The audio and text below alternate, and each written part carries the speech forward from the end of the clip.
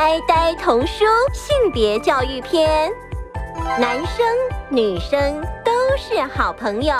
小狗阿光的好朋友有男生也有女生，猫咪阿月和兔子小草都是男生，但是他们喜欢的事情不一样。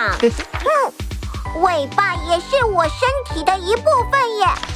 这些工作感觉都比较适合男生耶。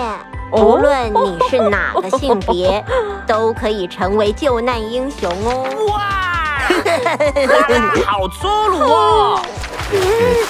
教练，这样好痒哦。碧碧接下来该怎么做？不喜欢教练这样大声呼救，想一想，哪些部位绝对不能让别人随便摸呢？不要乱摸。